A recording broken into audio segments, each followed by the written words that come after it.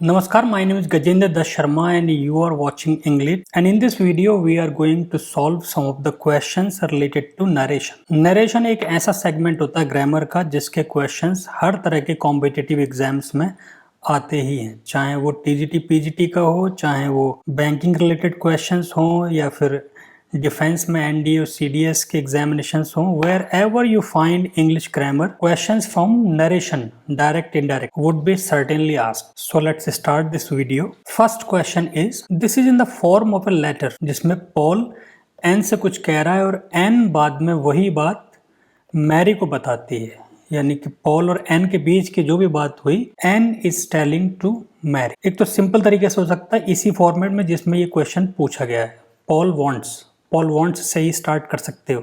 और एक जो एक कन्वेंशनल फॉर्म में हम स्टार्ट करते हैं वो सेड लगा करके, अभी देखते हैं उसको. पॉल स्पीकर है, एन एड्रेसी. पॉल ने एन से कहा तो पॉल वांट्स एन. अगर यहाँ पे एन कहते हैं, एन ही कह रही है, तो एन के लिए एन कौन हो गई? Me. Paul wants me.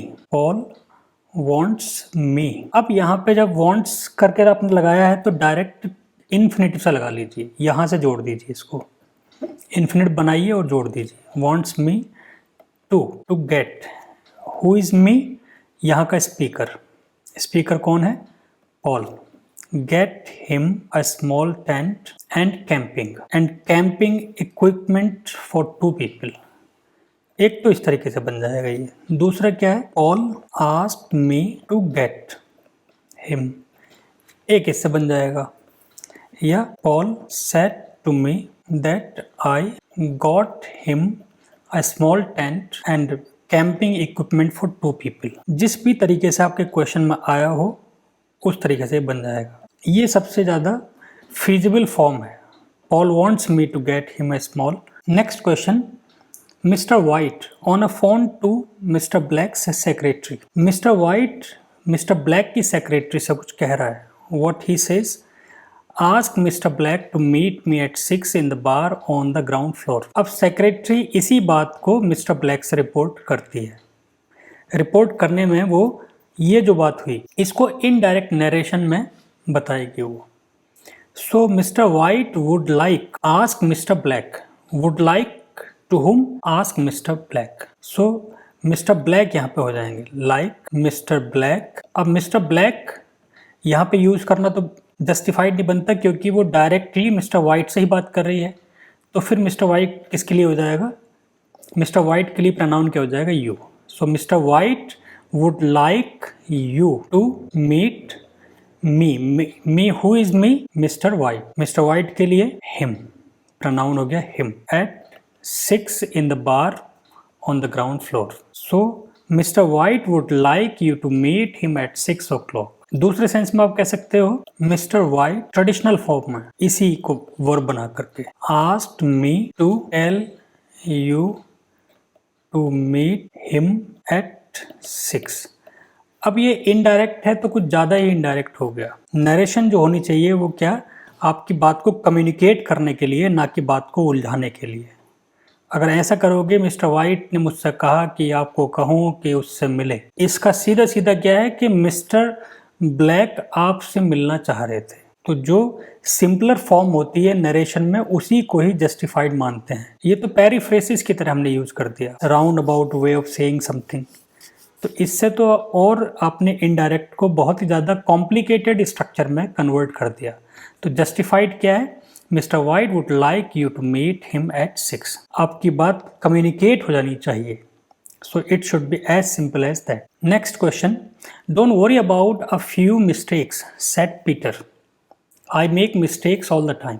Do you learn from your mistakes? I asked. Or do you keep making the same ones? अब यहाँ पे हमें कुछ प्रॉप नहीं दिया हुआ है कि आप इस फॉर्मेट बनाइए, तो आप ट्रेडिशनल तरीके से बना सकते हो. कौन कह रहा है, कौन पूछ रहा है? Who is the speaker and who is the addressee? Peter says something to me. तो Peter is the speaker and I am the addressee. पहले सेंटेंस को आप उसी तरह बना सकते हो. Peter don't worry about the few mistakes, I make mistakes all the time. Peter suggested that I do not worry about the few mistakes.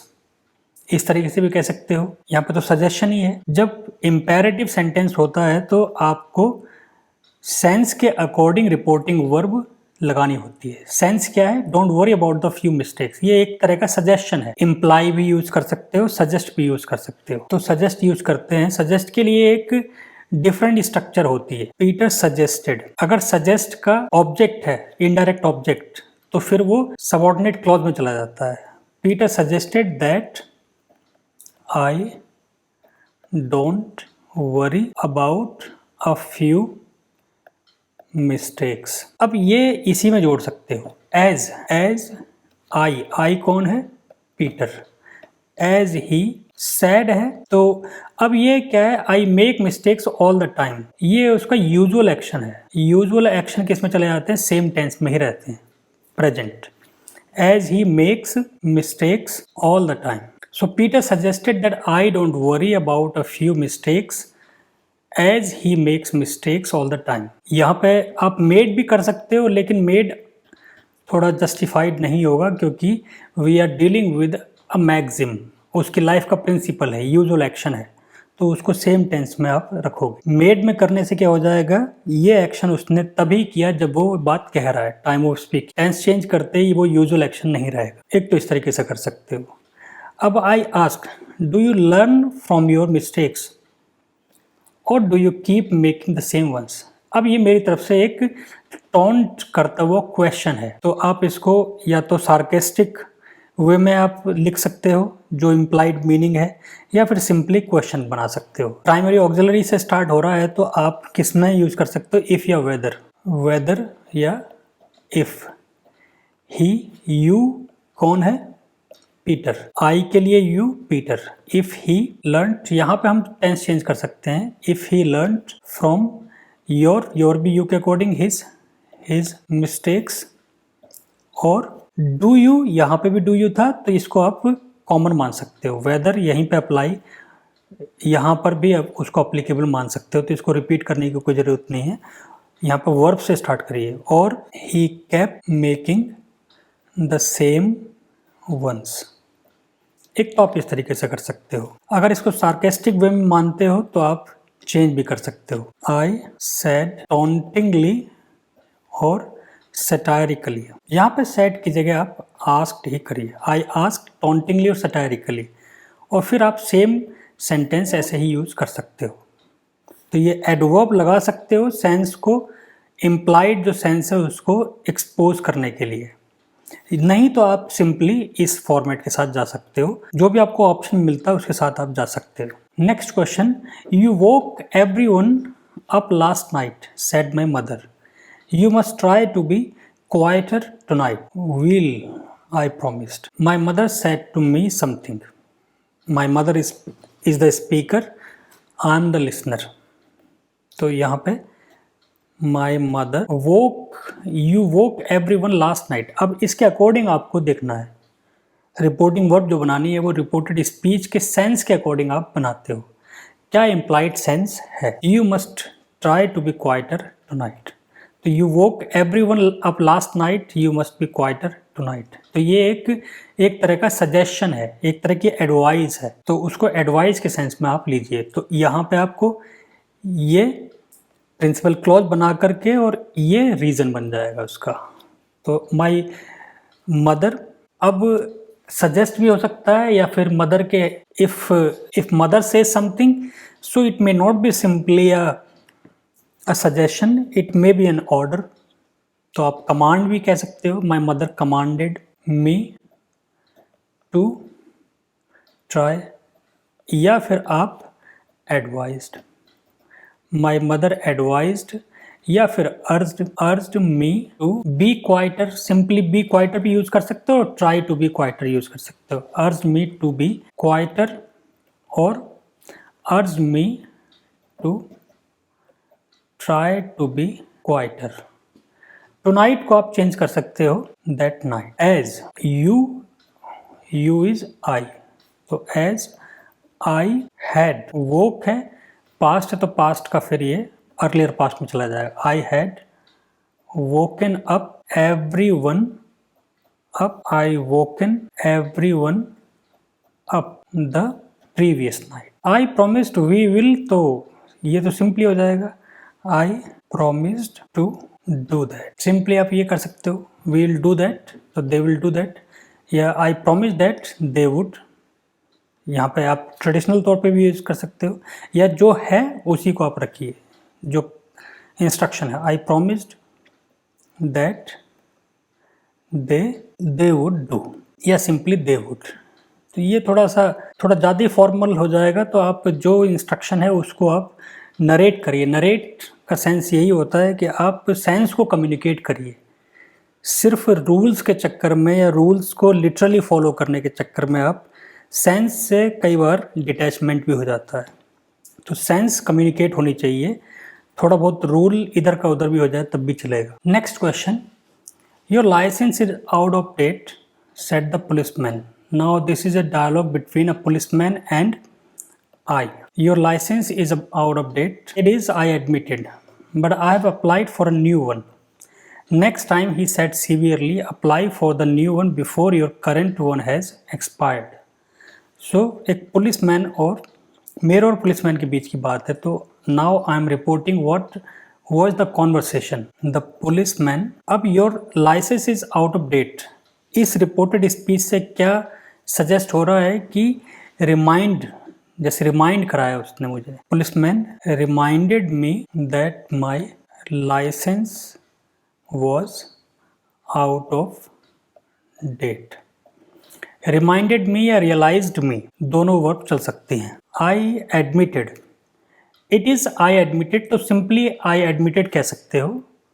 I admitted यानी I accepted, I confessed, yes, and assured him, assure भी use कर सकते हो, या told him, simply told भी use कर सकते हो, that I had applied for a new one, that I had applied for a new one. I admitted it, it refers to this realization, this reminder or this realizing. I admitted it, इसको सिर्फ पूरा लिखने की जरूरत नहीं है। I admitted it and assured him या told him that I had applied for a new one. Policeman severely मतलब warn, ये warn करना। The policeman या he भी यूज कर सकते हो। The policeman severely warned me to apply for a new one before my current one had expired. Warned me to next time भी आपको लिखना है। Next time apply for a new one before my current one had expired. तो बाकी जो rules होते हैं उसके हिसाब से आप कर सकते हो। Next question, will customers please count their change, said a notice above the cashier's desk, as mistakes cannot be rectified afterwards. तो ये एक नोटिस की बात है। नोटिस को आपको नरेट करना है। नोटिस कैसे नरेट किया जाए, तो स्पीकर भी नोटिस है और कस्टमर्स एड्रेस ही हैं। तो यहाँ पे स्पीकर के पॉइंट ऑफ व्यू से कर दिए, अ notice above the cashier's desk. Said भी कर सकते हो और सिंपली रेड दैट। अब जो सेंस है रिपोर्टेड स्पीच का, उसके अकॉर्डिंग आप बात कर सकते हो। सेंस क्या है कि customer need to count their change as mistakes can not be rectified afterwards. तो ये क्या है, एक इंस्ट्रक्शन है। तो यहाँ पे instruct as a verb use कर सकते हो। रेड और instructed the customers to count their change as, यहाँ से जोड़ दीजिए, as mistakes can not be. अब यहाँ पे सिंपली कैन नॉट बी क्यों यूज कर रहे हैं, क्योंकि इंस्ट्रक्शन है, सेट ऑफ इंस्ट्रक्शन में टेंस चेंज नहीं होता। Can not be rectified afterwards. So instructed या रेड अगर यूज करोगे तो फिर यहाँ पे चेंज करना पड़ेगा। A notice above the cashier's desk read that, यहाँ से the customers need to count their change, ये करना पड़ेगा, या फिर customers are required to count their change. इस तरह से चेंज करना पड़ेगा अगर रेड आप यूज करते हो तो। या तो फिर इंस्ट्रक्ट, नोटिस इंस्ट्रक्ट कर सकता है तो वो आप ऐसा कर सकते हो। नोटिफाइड भी यूज कर सकते हो आप, अ नोटिस नोटिफाइड। नोटिस क्या करता है, इंस्ट्रक्ट करता है, नोटिफाइड करता है, या फिर नोटिस पे क्या लिखा हुआ था ये। तो कोई सी भी रिपोर्टिंग वर्ब आप यूज़ कर सकते हो। रिपोर्टिंग वर्ब हमेशा ही जो रिपोर्टेड स्पीच है उसका जो इम्प्लाइड सेंस है उसके अकॉर्डिंग चेंज करनी होती है, ना कि आपके माइंड में पहले से है कि से का सेट करना है या टोल्ड करना है या ये लगानी है या वो लगानी है। क्योंकि आपको एग्जामिनेशंस में जो जस्टिफाइड होगा वो मिलेगा, ना कि रूल्स के अकॉर्डिंग, क्योंकि हम नरेशन को डील कर रहे हैं। नरेशन में सबसे इंपॉर्टेंट क्या है? Communication of the message. Next question, shall I start tomorrow? I said I'd rather you started today, said Tom. So now it is a talk between me and Tom. So I would narrate it afterwards. तो क्या narrate किया मैंने? शैल I start tomorrow. एक permission मांगने की भी बात कह सकते हो इसको, शैल आई स्टार्ट टुमारो, या फिर और सिंपली आस्क। आस्क मतलब पूछना। आस्क क्वेश्चन करने ही नहीं बल्कि पूछने के लिए भी आ सकता है, कहना। तो फॉर्म भले आप वही यूज कर सकते हो, आई आस्क्ड टॉम। अगर प्राइमरी ऑक्सिलरी या मॉडल ऑक्सिलरी से स्टार्ट होता है तो इफ या वेदर लगाते हैं। इफ आई शुड, अब शुड की जगह बेहतर होता है would. If I would start the next day. I asked Tom if I would start the next day. Tom, I'd rather you started। तो I'd rather you started means ये एक choice की बात होती है, प्रेफरेंस की बात होती है। तो टॉम प्रेफर्ड, आप प्रेफर भी यूज कर सकते हो या फिर ये सिंपल ऐसे ही यूज कर सकते हो। I'd rather में क्या है? would rather। Tom would rather me, you is me, me started that day only। एक तो इस तरीके से कर सकते हो, या Tom wanted me to start that day, या Tom preferred that I started that। इस तरीके से भी कर सकते हो। ये एक स्ट्रक्चर, इसको आप एज इट इज याद कर लेना।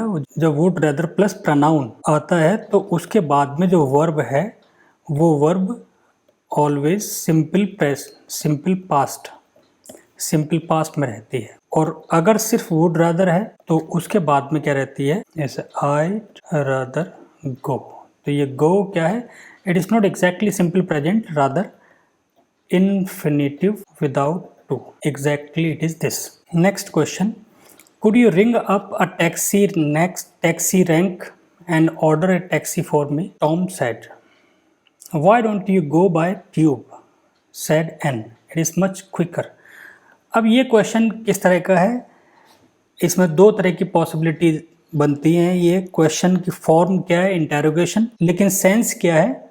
एक रिक्वेस्ट का। तो could you ring up a taxi, ये एक रिक्वेस्ट की जा रही है, तो रिक्वेस्ट के सेंस में बना सकते हो, और सिंपली क्वेश्चन ज़्यादा जस्टिफाइड किया जाता है जो सेंस है उसके अकॉर्डिंग। तो टॉम एक्सपेक्ट भी कर सकते हो या रिक्वेस्ट भी कर सकते हो। Requested me to ring up the taxi rank and order a taxi for him, ये भी कर सकते हो। या फिर Tom asked Ann, requested Ann, यहाँ पे एन हो जाएगा, रिक्वेस्टेड एन हो जाएगा। Tom requested asked Ann if she could ring up the taxi rank and order a taxi for him. इस तरीके से भी कर सकते हो। Ann said why don't you go by tube. ये सिंपली क्या है? Suggestion. It is not a question, it is a suggestion. So Tom an advised Tom या him to go by tube. As, इसको आप एज से जोड़ सकते हो, दोनों सेंटेंस को एक कर सकते हो। As it is much quicker. अब इसका टेंस चेंज नहीं करेंगे, क्योंकि इट वॉज नहीं करेंगे, क्योंकि ये एक फैक्ट है। जो फैक्ट है वो फैक्ट रहेगा, उसका टेंस सेम रहे। ये इंपॉर्टेंट है वाई डोंट यू वाले में। Why don't you refers to a suggestion and advice. तो रिपोर्टिंग वर्ब एडवाइस होगी तो ज़्यादा बेहतर होगी। अदरवाइज इसको क्वेश्चन की फॉर्म में भी कर सकते हैं। वो डिपेंड करता है कि आपके ऑप्शंस में क्या दिया हुआ है। मोस्ट प्रोबेबली आपके ऑप्शन में एडवाइस, सजेस्ट इस तरह का कुछ दिया होगा, रेकमेंड इस तरह का दिया हुआ होगा। सो अगर क्वेश्चन की फॉर्म में करोगे तो Ann asked me why I did not go by tube, तो वो सिंपली क्वेश्चन हो जाएगा। यहाँ पे क्या है? सजेशन। तो यही बेहतर होता है। Next question, Why not light a fire on the bank and cook the fish at once? Suggested a fisherman। अब यहाँ पे तो रिपोर्टिंग वर्ब दे ही रखी है। ये स्ट्रक्चर भले ही इसकी क्वेश्चन की हो, लेकिन ये सेंस क्या है? सजेस्टेड। तो इसको एज इट इज़ ही रखेंगे। सजेस्ट के बाद में बस दैट क्लॉज जो है या जो भी आपकी सबऑर्डिनेट क्लॉज है उसको केयरफुली रखना होता है। द फिशरमैन सजेस्टेड, जब लिसनर का पता ना हो तो आप उसको सेकंड पर्सन या फर्स्ट पर्सन में आराम से रख सकते हो। सजेस्ट के बाद में अब जब ऑब्जेक्ट सजेस्ट के बाद में जब स्पीकर है तो फिर दैट क्लॉज में आ जाएगा। Suggested that I light a fire on the bank and cook the fish at once. अब ये सजेस्ट के बाद की स्ट्रक्चर एज इट इज़ रहती है, इसको याद करने पड़ेगा। या फिर एडवाइस करिए, अगर एडवाइस करते हो तो fisherman advised me to light a fire and on the bank and cook the fish at once, ये कर सकते हो। अगर सजेस्ट यूज करते हो और ऑब्जेक्ट है तो फिर यही दैट वाली स्ट्रक्चर आती है, क्योंकि सेंस क्या है यहाँ पे, सजेशन का है, क्वेश्चन का नहीं है। It is not the question that is asked, it is the suggestion that is given. तो ये उसी तरीके से बने। So that is all for now. Hopefully I was able to make you understand some of the rules and nuances of narration. Video को like करिए and जो भी और एस्पिरेंट्स हैं उनको शेयर करिए, so that they can also benefit from the videos, and subscribe to the channel so that you don't miss these videos again. So thank you so much.